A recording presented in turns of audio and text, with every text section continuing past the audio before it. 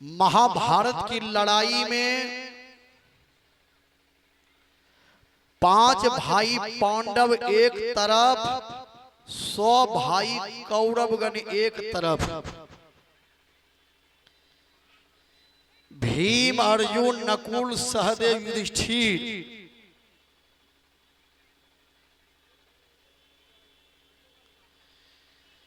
ये 5 भाई एक तरफ, दुर्योधन 100 भाई।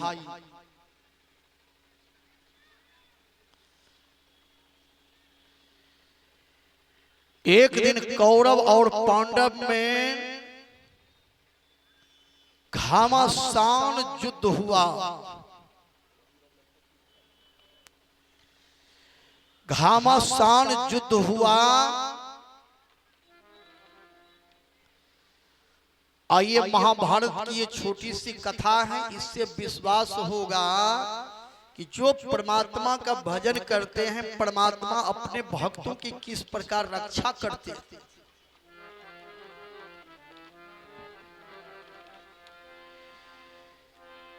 एक दिन ऐसा लड़ाई हुआ कौरव पांडव में, जब भीम ने गदा उठाया, अर्जुन ने जब धनुष पर बाण चढ़ाया,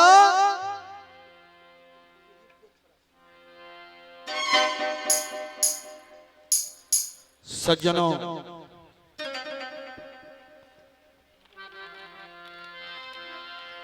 मारे अर्जुन की न कौरव सह सके।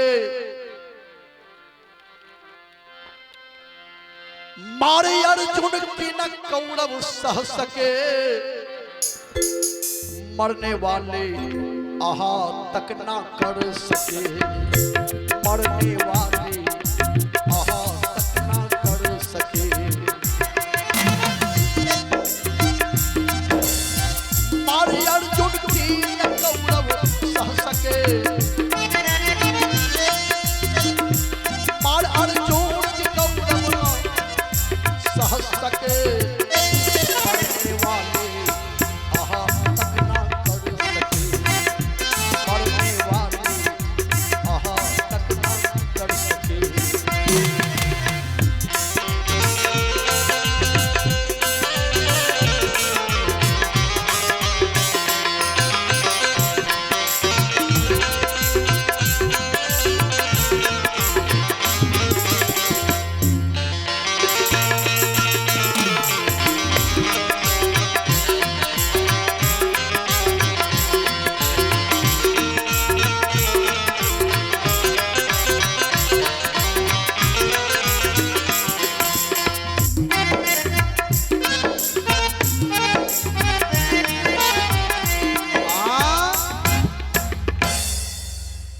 अब आप महाभारत की एक कथा सुने।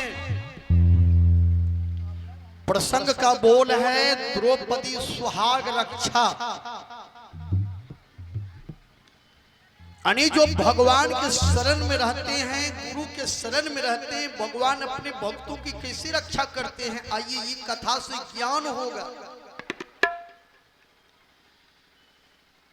जब भीम ने गदा उठाया, अर्जुन ने जब धनुष पर बाण चढ़ाया,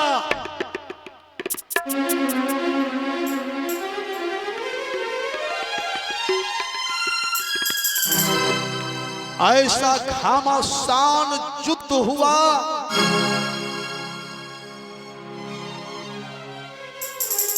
एक दिन के लड़ाई में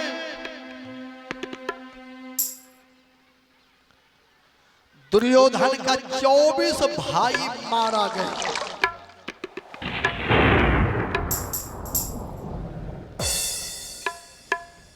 दुर्योधन के तरफ बड़े बड़े बलवान योद्धा भी थे। भीष्म पितामह, कृपाचार्य, द्रोणाचार्य, कर्ण जैसे महाबली। 100 भाई, इधर 5 भाई। लेकिन भीम के शरीर में 10,000 हाथी का बल।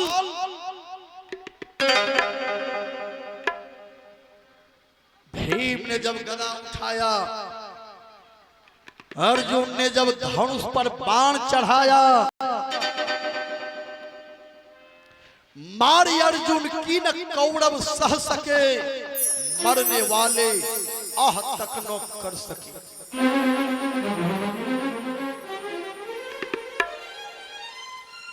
24 भाई दुर्योधन का जब धाराशाही हो गया,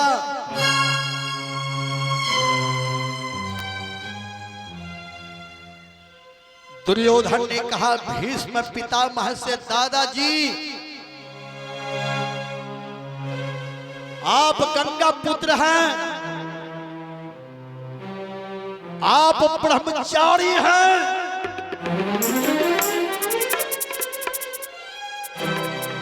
क्या ये आपके सीने में खून नहीं है? आपके भुजाओं में ताकत नहीं है?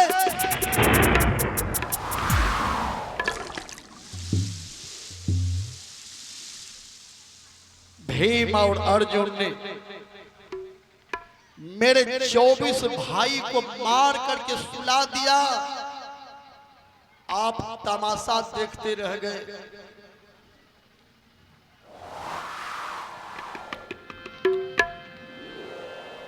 कहा दुर्योधन भीष्म पितामह से, दादाजी यह क्या हो गया? 24 भाइयों को पांडव ने खा गया।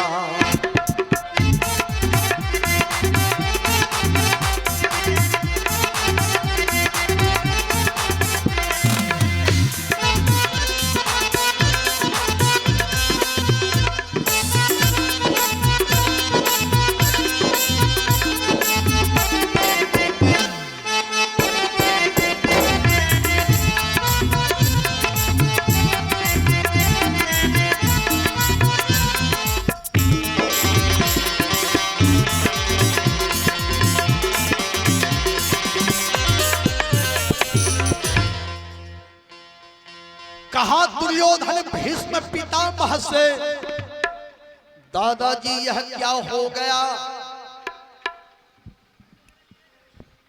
24 भाइयों को भीम और अर्जुन ने आज खा गया। आप भी चले जाइए, पांडव के ओर से ही युद्ध कीजिए, आपके जैसा कायर वीर हमार नहीं।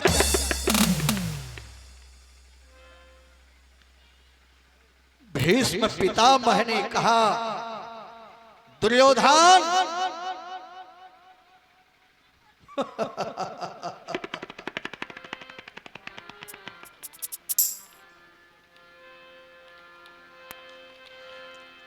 कहा भीष्म पितामह दुर्योधन से, अरे सुन लो जरा कान से, अरे कल लड़ेंगे हम वीरान से।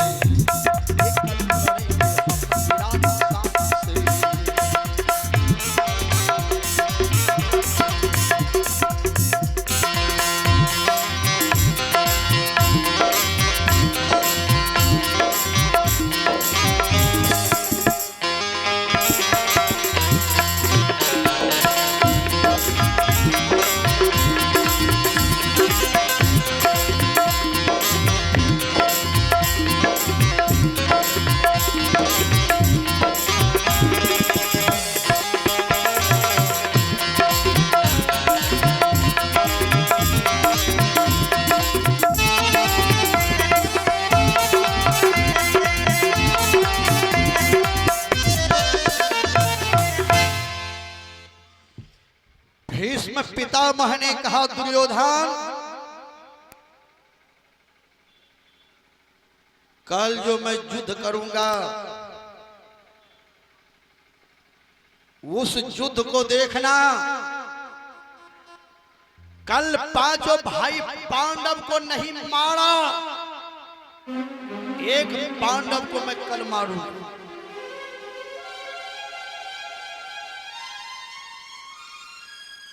कल हो सकता है महाभारत का काम ही तमाम हो जाएगा।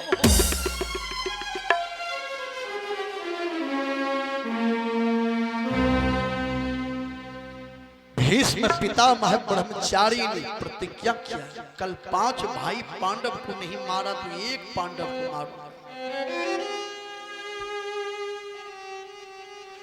दुर्योधन के दल में तालियों का गड़गड़ाहट हुआ।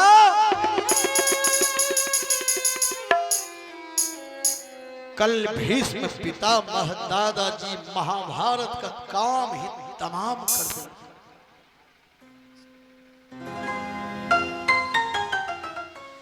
दुर्योधन के सभा में तालियों का गड़गड़ाहट हुआ।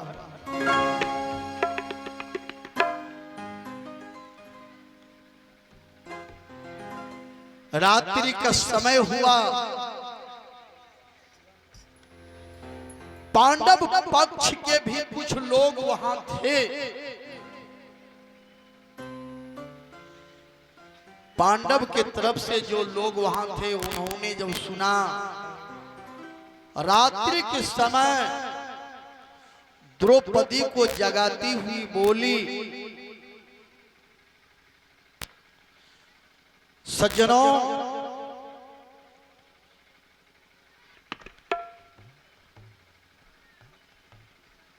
द्रौपदी से कहा क्या सोई हो?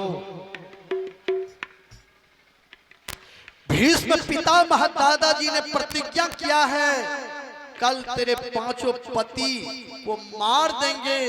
तुम अभी सधवा हो, कल विधवा हो जाओगे, इसका उपाय करो। द्रौपदी रात में जगी भगवान श्री कृष्ण को याद करती है, तेरे सिवा कौन मेरा कृष्ण कन्हैया, भगवान किनारे से लगा दे मेरी नैया।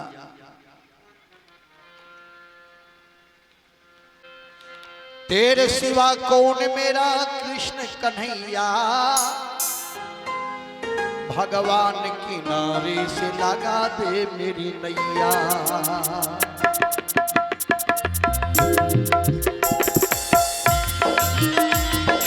तेरे सिवा कौन मेरा कृष्ण कन्हैया, भगवान किनारे से लगा दे मेरी नैया।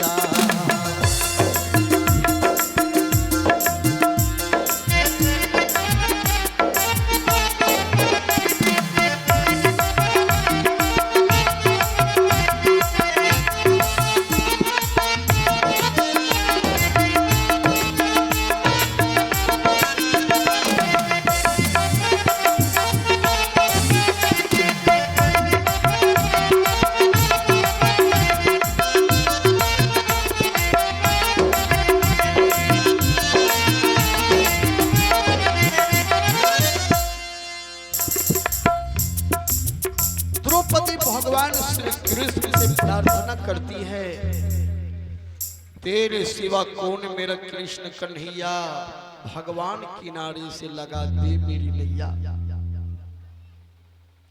आधी रात में भगवान श्री कृष्ण दौड़ करके आए। द्रौपदी से कहा, बहन तुम क्यों रो रही हो? द्रौपदी बोली, भैया भीष्म पितामह ने प्रतिज्ञा किया है, कल मेरे 5 पति को मार देंगे, कल मैं विधवा हो जाऊंगी, मेरे 5 पति को बचा लो भैया। कृष्ण भगवान ने कहा, बहन ये तो गजब हो गया। भीष्म पितामह ने प्रतिज्ञा किया है, वो तो ब्रह्मचारी है। जिन्होंने अपने 14 इंद्रियां को अपने कंट्रोल कर लिया हो वही ब्रह्मचारी है, और वह कुछ भी कर सकता है। ब्रह्मचर्य के बिना जगत में नहीं किसी ने जस पाया। ब्रह्मचर्य बल पर अल्लाह रुदल 52 किला हिलाया। ब्रह्मचर्य बल पर झांसी रानी लाखों वीर संघारा था। ब्रह्मचर्य बल पर लक्ष्मण ने मेघनाद को मारा था। ब्रह्मचर्य बल पर हनुमान ने सोने की लंका जलाया था।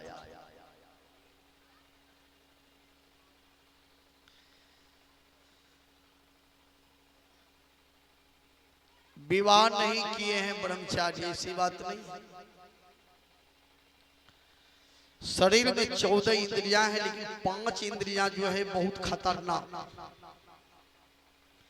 रूप रस गंध शब्द स्पर्श।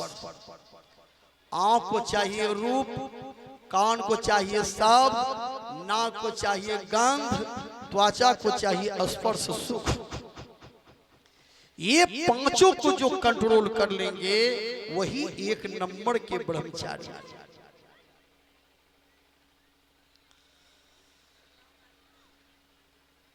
कृष्ण भगवान कहते हैं कि भीष्म पितामह ब्रह्मचारी है, वो पांचों भाई पांडव को मार सकता है।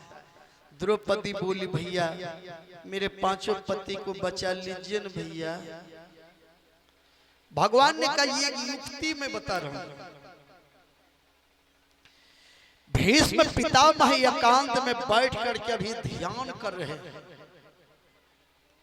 द्रौपदी बोली भीष्म पितामह इतनी बड़ी रात्रि में ध्यान करते हैं। कहा मोक्ष पाने वाले जो लोग होते हैं वो सोते नहीं हैं, वो जगते। जब दुनिया के लोग सो जाते हैं तब वह जग करके ध्यान भजन करते हैं। भीष्म पितामह भले दुर्योधन के पक्ष में है, उनका अन्न जरूर खाते हैं, लेकिन बहुत बड़े साधक हैं। कृष्ण भगवान ने कहा भीष्म पितामह ध्यान कर रहे हैं, जाओ उनके चरण में सर झुका के खड़ी हो जाओ, हाथ जोड़कर कहीं आशीर्वाद दे दिया तो पांचों पति बच जाएगा।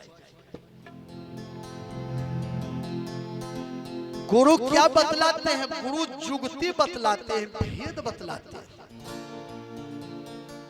आज भगवान श्री कृष्ण कितना सुंदर भेद बता रहे हैं द्रौपदी से, जाओ उनके चरण में सर झुका के खड़ी हो जाओ।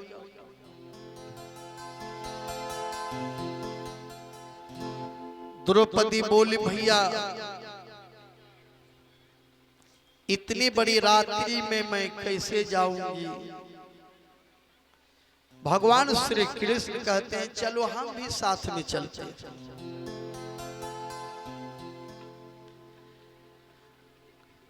आगे आगे द्रौपदी, पीछे पीछे कृष्ण भगवान भी चले साथ में। भगवान के शरण में, गुरु के शरण में जो रहते हैं तो देखिए किस प्रकार से रक्षा करते हैं।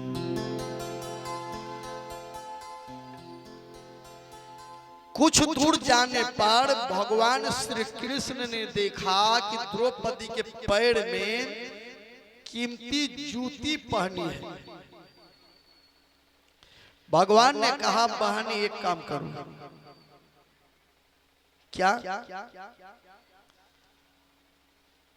जूती खोल करके रख दो। द्रौपदी बोली भैया क्यों? तो भगवान ने कहा बड़े लोगों के शरण में जब जाओ ना तो जूती पहनकर संत को प्रणाम नहीं करना चाहिए, जूती चप्पल पहनकर भोजन नहीं बनाना चाहिए। वैसे तो आज स्टैंडर्ड की दुनिया है, 99% माँ बहन चप्पलें पहन करके भोजन बनाती है। तब ठंडा आने लगे जी की साधु है बात रखना। चलिए जूठा भोजन नहीं खिलाना चाहिए। कुछ माँ बहन क्या करती है, दिन भर दांतों में सारी चिबैते कनपट्टिए लग भांगी दे आ नहीं भांग ले चिबैल के तो जूठो नहीं होले।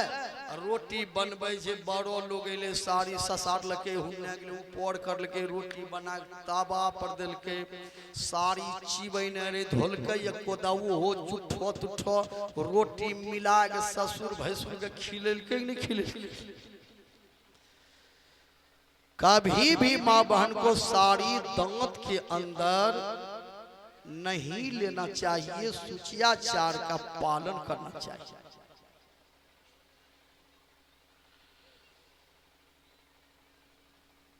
खाली यही पार्टी में नहीं, नौ गलती हो जाए तक खैनी खाए के हाथ धोने से बोलो तो अखक आदमी खैनी ले स्टैंडर्ड से एकरा इन तीड़ी के भीतरी में जाके सेटिंग करे। चलिए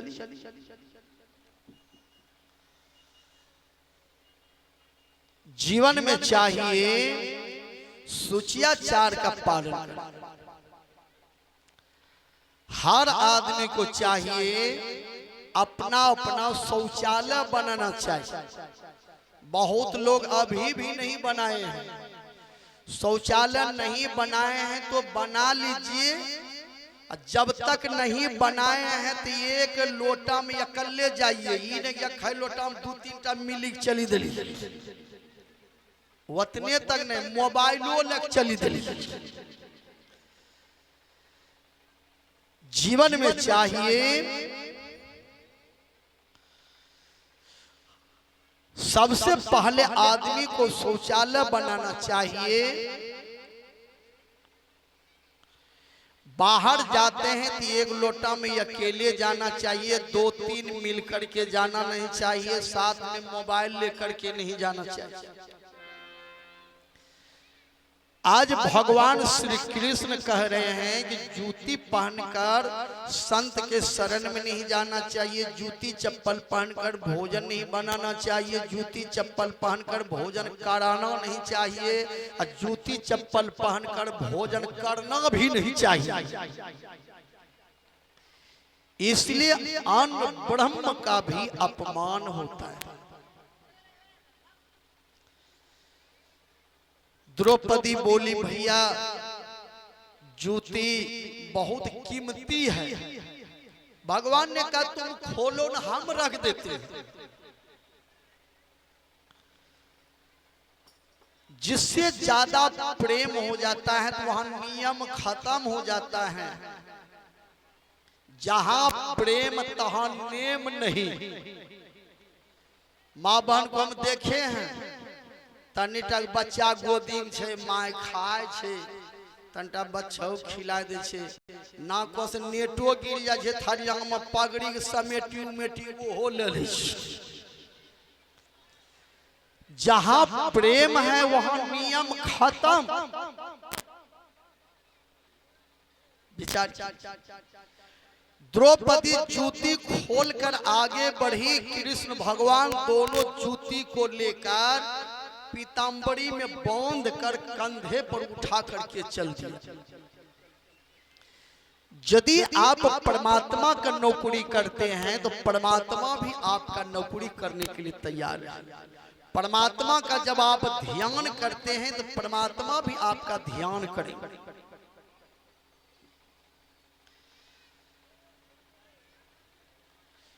द्रौपदी के दोनों जूती कृष्ण भगवान पीताम्बरी में बांध करके कंधे पर उठाकर चल दिया और वहां पहुंचा जहां भीष्म पितामह ध्यान कर रहे थे।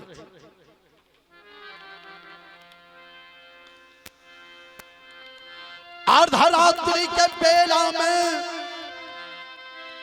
भीष्म की लगी समाधि थी, लीन थे प्रभु चरणों में, उस जगह न कोई व्याधि।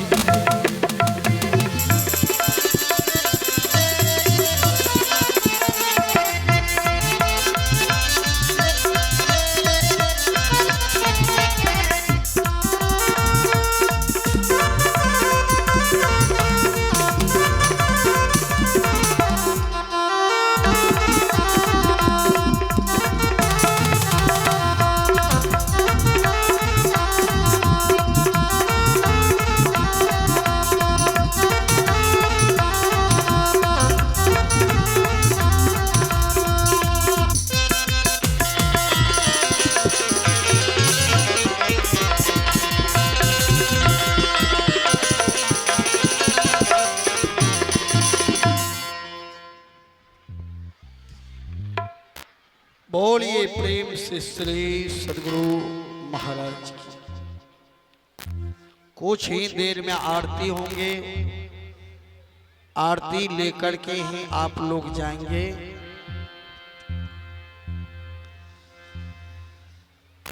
बहुत सुंदर कथा है कि भगवान भक्ति करने वाले को रक्षा कैसे करते हैं। अर्धरात्रि के बेला में भीष्म की लगी समाधि थी, लेन थे प्रभु चरणों में उस जगह न कोई व्याधि थी। कृष्ण भगवान द्रौपदी से कहा, बहन भीष्म पितामह देखो वहां महल में ध्यान कर रहे हैं, जाओ सर झुका करके खड़ी हो जाओ। द्रौपदी पूरा घूंघट लगाती है यहां तक, और भीष्म पितामह के सामने में जाकर हाथ जोड़कर झुककर खड़ी हो गई।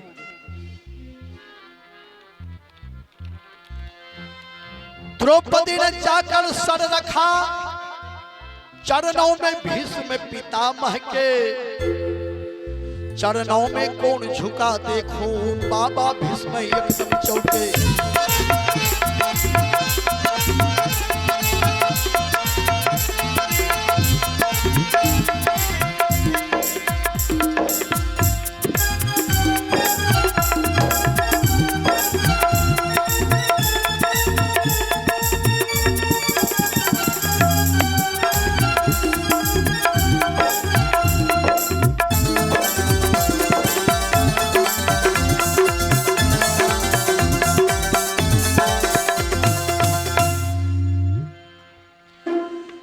द्रौपदी ने जाकर सर रखा चरणों में भीष्म पितामह के, चरणों में कौन झुका देखूं, बाबा भीष्म एकदम चौंके। भीष्म पितामह जब नेत्र को खोलते हैं तो देखा है मेरे चरण में कौन सर झुका के खड़ी है, कहीं डाइन चुड़ैल तो नहीं है, रात्रि में आकर के कौन हाथ जोड़कर खड़ी है।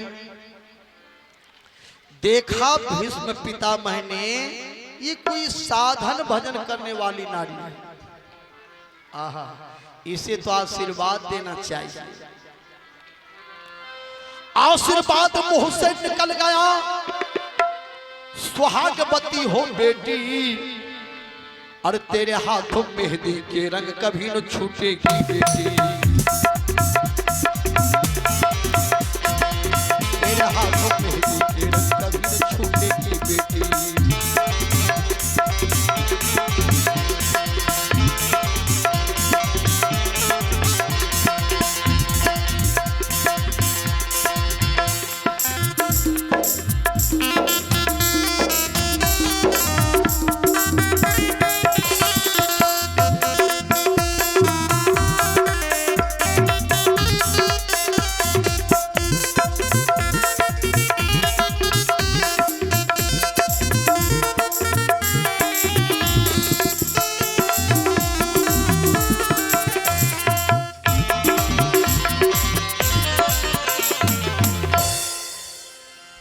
आशीर्वाद मुंह से निकल गया, सुहागवती हो बेटी, तेरे हाथों मेहंदी के रंग कभी न छूटेगी बेटी।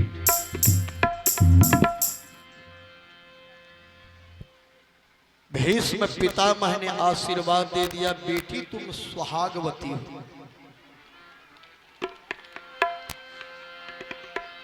सुहाग तुम्हारा या चल रहा है, माथे से सिंदूर न कभी खाली हो, बर देता हूं यह बेटी तुम वीर कुंवारी वाली हो। वीर पुरुष की पत्नी होगे जाओ, ये मेरा आशीर्वाद। द्रौपदी घूंघट ऊपर करती हैं, दादाजी आप तो कभी झूठ नहीं बोलते थे,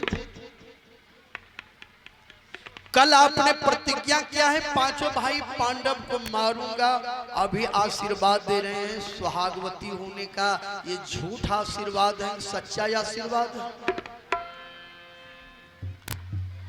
भीष्म पितामह को 106 डिग्री बुखार चढ़ गया। द्रौपदी को यह भेद किसने बतला दिया जो मेरे मुंह से जबरदस्ती आशीर्वाद ले लिया।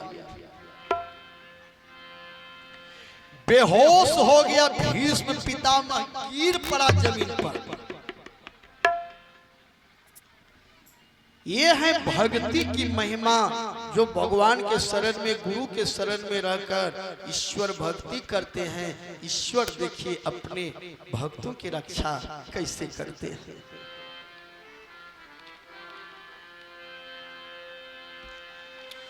आया होश जब भीष्म पितामह को, हाथों से माला छूट गई, प्रभु चरणों में लगी हुई चित चोर समाधि टूट गई। जब भीष्म पितामह को होश हुआ तो भीष्म पितामह ने कहा, बेटी अच्छा ये बताओ यह भेद तुमको किसने बतला दिया? इतनी बड़ी रात्रि में अकेली यहाँ आने का कैसे साहस किया? द्रौपदी चुप हो जाती है, कहीं भगवान का नाम कहूं गुस्सा में, कहीं श्राप न दे दे। द्रौपदी तो चुप हो गई, लेकिन भीष्म पितामह ने सोचा जरूर इसके साथ में कोई आया होगा। अच्छा देखें बाहर, तो बाहर जब निकले भीष्म पितामह तो कृष्ण भगवान को देख रहे थे।